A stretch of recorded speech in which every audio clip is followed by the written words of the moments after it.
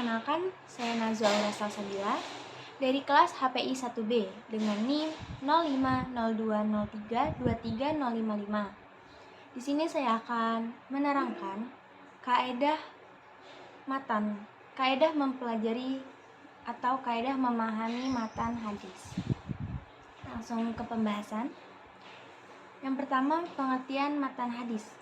Secara bahasa, matan artinya tanah yang keras dan tinggi.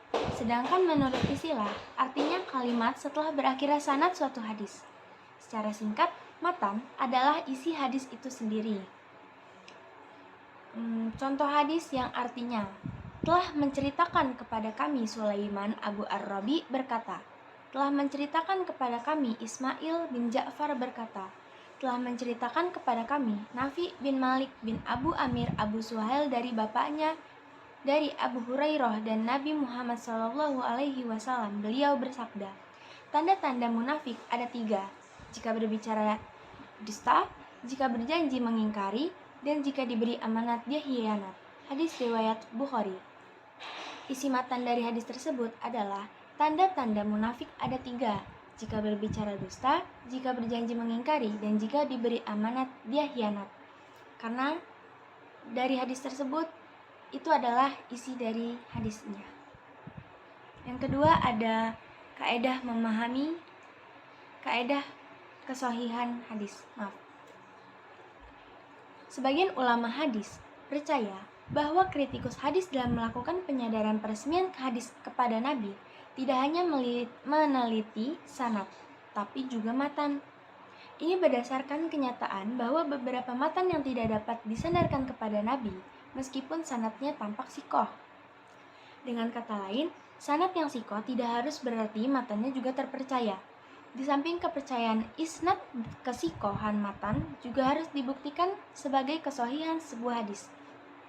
Berdasarkan kenyataan bahwa, yang pertama, penelitian buruk seorang perawi berdasarkan sebuah asumsi. Yang kedua, seorang perawi yang dianggap sikoh oleh seorang kritikus hadis pada saat yang bisa dianggap sebaliknya oleh kritikus hadis yang lain. Dan yang ketiga, selalu mungkin bahwa seorang perawi yang dianggap sikoh melakukan sebuah kesalahan, maka kritik matan yang menjadi prasyarat. Dengan kritik matan, kesalahan yang dibuat oleh seorang perawi dapat dikontrol dan penilaian seorang kritikus terhadap sebuah hadis dapat diverifikasi.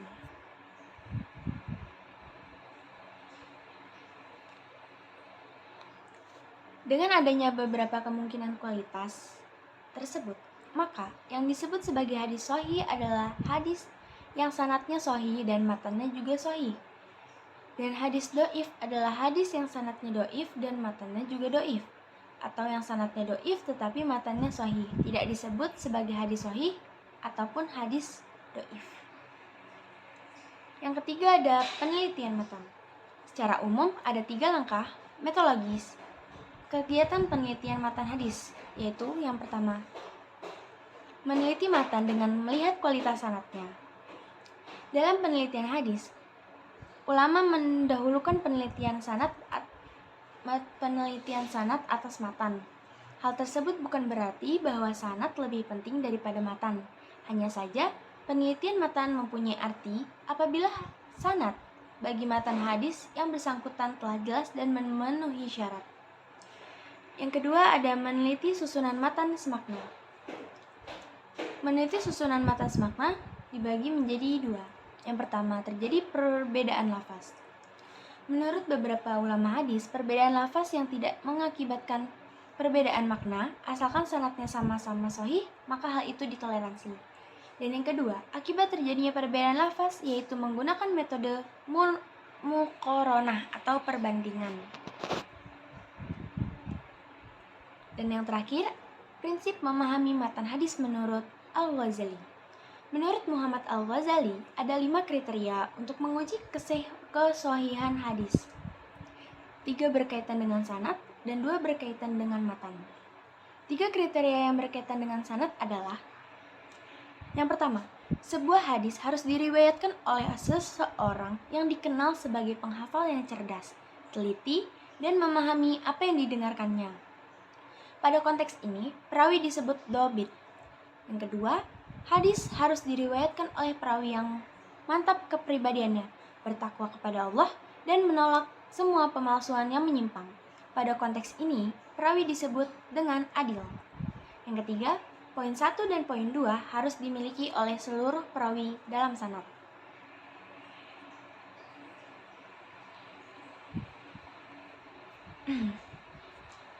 Kesimpulan dari penjelasan yang saya bawakan pada saat ini, matan merupakan tempat berakhirnya sanad atau lafal-lafal yang di dalamnya mengandung makna-makna tertentu. Bentuk matan hadis Nabi ada yang qauliyah, fi'liyah, dan takririyah. Matan hadis Nabi qauliyah merupakan laporan hasil pendengaran para sahabat terhadap sabda-sabda Nabi. Sedangkan matan fi'liyah merupakan penuturan berdasarkan persaksian atau laporan terhadap perbuatan dan contoh perilaku Nabi atau sifatnya. Sekian video yang saya bawakan, kurang lebihnya mohon dimaafkan. Wassalamualaikum warahmatullahi wabarakatuh.